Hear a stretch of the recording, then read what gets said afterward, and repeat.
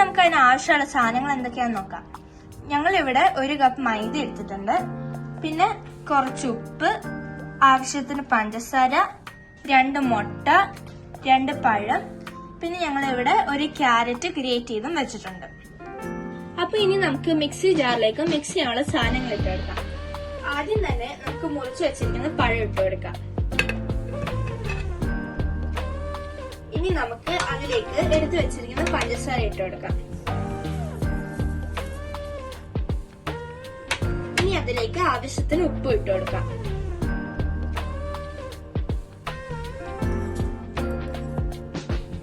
ഇനി നമുക്ക് അതിലേക്ക് 2 മുട്ട പൊട്ടിച്ചിട്ട് കൊടുക്കാം.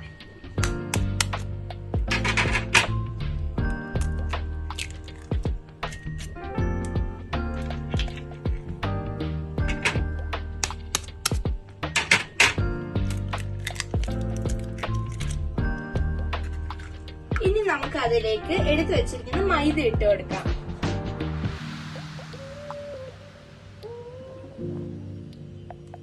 ഇനി നമുക്ക് ഇതെല്ലാം കൂടി നല്ല രീതിയിൽ മിക്സ് ചെയ്തെടുക്കാം. അപ്പൊ മിക്സ് ചെയ്ത് വെച്ചേക്കുന്ന സാധനം ഞങ്ങൾ വേറൊരു പാത്രത്തിലേക്ക് മാറ്റി വെച്ചിട്ടുണ്ട്. അപ്പൊ നിങ്ങൾക്ക് വേണമെങ്കിൽ മിക്സ് ചെയ്യുന്നത് നിങ്ങൾക്ക് കൈ കൊണ്ടും വേണമെങ്കിലും മിക്സ് ചെയ്യാം. ഞങ്ങൾ ഇവിടെ മിക്സിയിൽ ചെയ്തതേ ഉള്ളൂ. അപ്പൊ ഇനി അതിലേക്ക് നമുക്ക് നേരത്തെ ഗ്രേറ്റ് ചെയ്ത് വെച്ചിരുന്ന ക്യാരറ്റ് ഇട്ട് കൊടുക്കാം.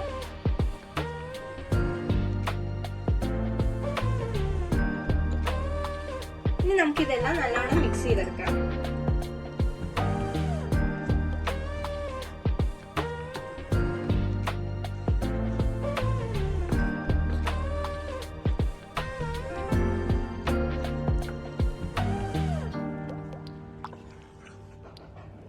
അപ്പൊ മിക്സ് ചെയ്തെടുത്തതിന് ശേഷം ഇത് നമുക്ക് 15 മിനിറ്റ് റെസ്റ്റ് ചെയ്യാൻ വെക്കാം. അത് ആ ക്യാരറ്റിന്റെ ഫ്ലേവർ ഒന്ന് ഇറങ്ങാൻ വേണ്ടിയാണ്.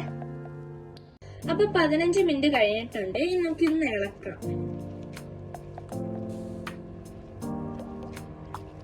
ഇനി നമുക്ക് അതിലേക്ക് കുറച്ച് ഏലക്കാപ്പൊടി ഇട്ട് കൊടുക്കാം. ഏലക്കാപ്പൊടി എന്ന് പറഞ്ഞാൽ ഓപ്ഷണൽ ആണ്, വേണ്ടവർക്കിടാം, വേണ്ടാത്തവർക്കിടണ്ട. ഇനി നമുക്ക് നല്ലോണം ഇളക്കാം.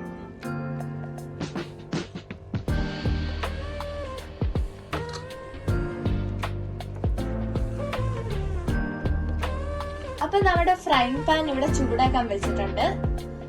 ഇനി നമുക്ക് അതിലേക്ക് നമ്മൾ നേരത്തെ മിക്സ് ചെയ്ത് വെച്ചിരുന്ന മാവ് ഇട്ട് കൊടുക്കാം.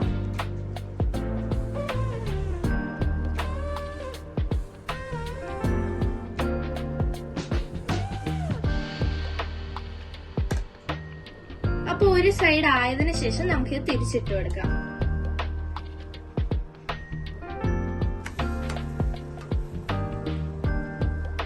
നമുക്കിത് വേറൊരു പാത്രത്തിലേക്ക് മാറ്റി വെക്കാം. ഇനി നമുക്ക് ഇതുപോലെ തന്നെ ബാക്കിയുള്ള മാവും കൂടി ചെയ്തെടുക്കാം. അപ്പൊ നമ്മുടെ ക്യാരറ്റ് ആൻഡ് ബനാന പാൻകേക്ക് ഇവിടെ റെഡി ആയിട്ടുണ്ട്.